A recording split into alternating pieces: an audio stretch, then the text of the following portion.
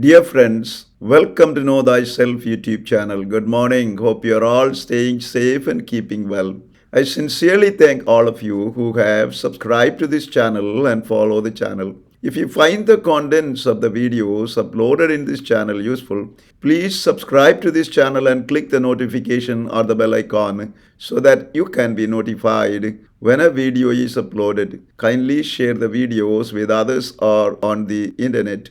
In the last few episodes of Know Your Mind segment, we have been talking about the third element of Jungian structure of human psyche, namely the shadow. In this episode, we elaborate on the fourth component of the human psyche, the anima animus, focusing on its nature. Carl Jung disagreed with the thinking of his time, that is, what is considered as masculine character or behavior is superior and what is considered as feminine character or behavior is inferior, and that the traits and qualities associated with masculinity and femininity hardly coincide, harmonize, or match in the depth level of the human psyche. However, for Jung, since physiological changes and social influences contribute to the development of sex roles and gender identities, masculinity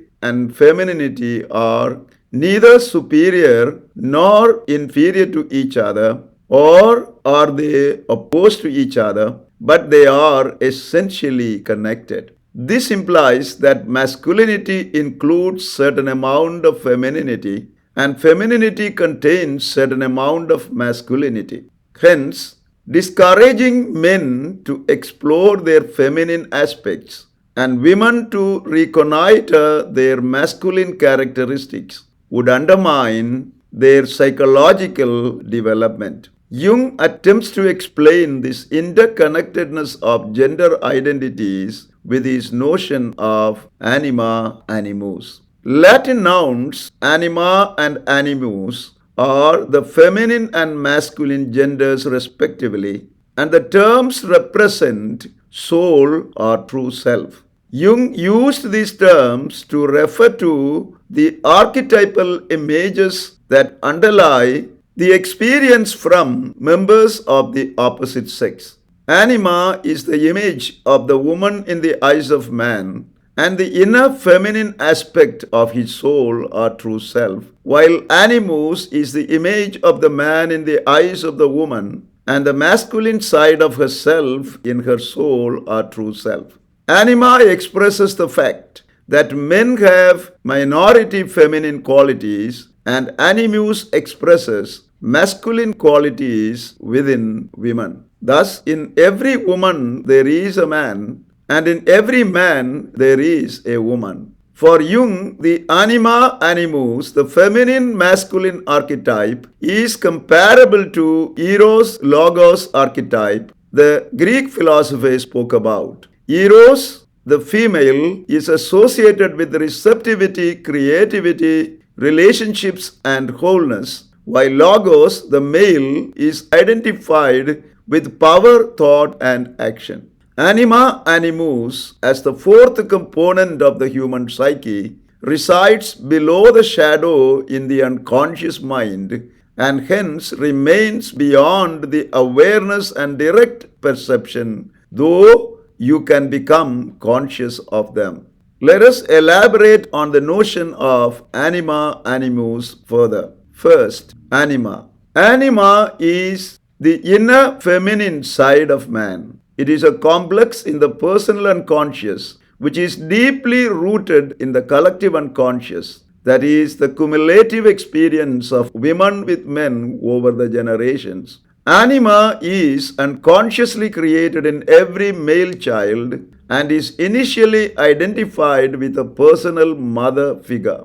Later, anima is projected on other women such as sister, daughter, lover, and female religious figure or goddess. Anima represents all feminine traits, both positive and negative, in a man's psyche. Positive expression of the anima includes emotional and mystical traits, sensitivity and empathy, softness and warmth, capacity for loving relationships, and a feeling for nature. Negative expression of anima in man occurs if a man rejects the anima and represses those feminine traits in him. His anima becomes deformed. In a deformed anima, feelings and emotions are replaced by moodiness, sentimentality, and hysteria. Fidelity becomes possessiveness. Aesthetics becomes sensuality.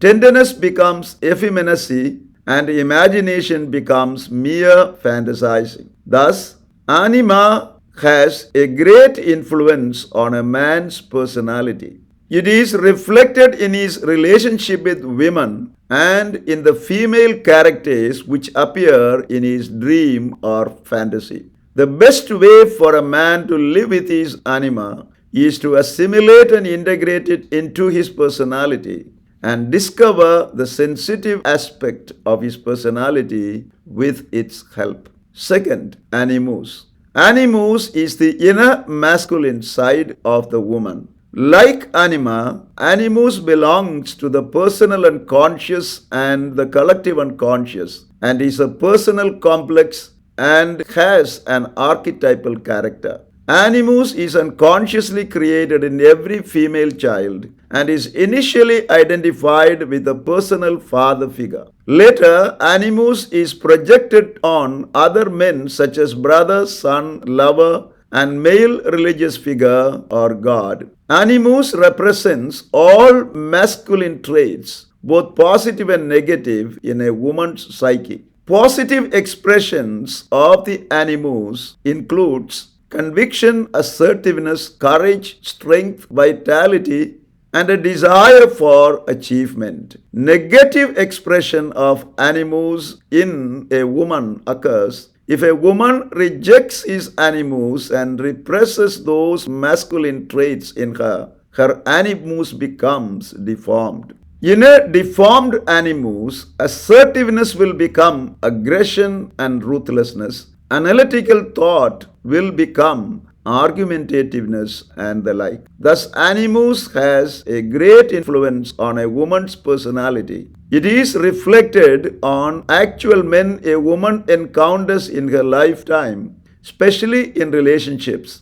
and in the male characters who appear in her fantasies and dreams. The best way for a woman to connect with animus and live with it is to ask questions. Question opinions and ideas and look for their source. In the next episode, we will explore the stages of anima animus and provide a few examples. Thank you for watching this video. Stay blessed until we see you again with another video.